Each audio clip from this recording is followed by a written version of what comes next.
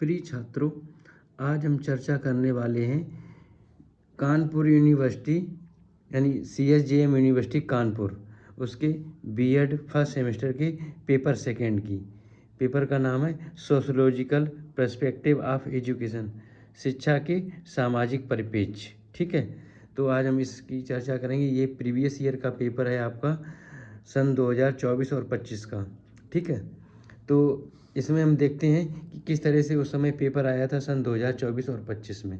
ठीक है, निर्देश है कि सभी खंडों के निर्देशानुसार प्रश्नों के उत्तर दीजिए, और इसकी भी मार्किंग मैक्सिमम मार्क हैं 75 नंबर। ठीक है, समय 2 घंटे का है कि आप ये पेपर जो है ना 75 नंबर का है और 2 घंटे में सॉल्व करेंगे। पेपर का नाम एक बार फिर से देख लीजिए, sociological perspective of education BEd first semester. ठीक है, ये है आपका पेपर। ये आप एक बार फिर से ऊपर से नीचे तक फ्रंट को देख लीजिएगा, ये है आपका पेपर। ठीक है, अब हम आगे बढ़ते हैं सेक्शन ए में, यानी खंड आ, क्वेश्चन नंबर 1 पर। चलिए देखते हैं क्या है। ये है हमारा क्वेश्चन पेपर। ठीक है, पेज नंबर 2 पर हम आगे सेक्शन आ। ठीक है, लघुत्तरी प्रश्न है, सभी प्रश्न अनिवार्य हैं, प्रत्येक प्रश्न 5 अंक का है। ठीक है, देखिए पहला प्रश्न यानी क्वेश्चन नंबर 1 का ए पार्ट है, शैक्षिक समाजशास्त्र और शिक्षा का समाजशास्त्र में क्या अंतर है।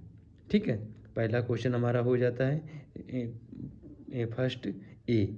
ऐसे ही अगला है, आगे हम बढ़ते हैं तो फर्स्ट का बी, बहुसंस्कृति शिक्षा का अर्थ। ठीक है, इसके बाद सेक्शन सी, धर्म निरपेक्षता। ठीक है, अगला भारतीय संविधान की प्रस्तावना। फिर डी के बाद ई पार्ट है सॉरी ई पार्ट है प्रजातंत्र एवं शिक्षा के मध्य क्या संबंध है। एफ है मध्याह्न भोजन योजना की विशेषताएं। ये सभी कंपलसरी हैं, इसमें कोई चॉइस नहीं है। फर्स्ट ये सेक्शन ए में आपको ये सभी क्वेश्चन करने हैं। ठीक है, इसके बाद जी पार्ट इसमें आ रहा है, समान विद्यालय शिक्षा समान विद्यालय प्रणाली की क्या विशेषताएं हैं। एच है आश्रम पद्धति विद्यालय के उद्देश्य बताइए। और आई मीन्स लास्ट है ये सेक्शन ए का पार्ट, कस्तूरबा गांधी बालिका विद्यालय के क्या लाभ हैं। ठीक है, तो इस तरह से आपके 9 क्वेश्चन हुए सेक्शन ए में। आपके ABCDEFGHI तक 9 क्वेश्चन हुए और प्रत्येक 5 नंबर का है, तो ये आपके 45 नंबर के हो गए सेक्शन ए में। ठीक है, मैं एक बार फिर से आपको क्वेश्चन को दिखा रहा हूँ। ये आपका ए, इसके बाद ये BCDEF,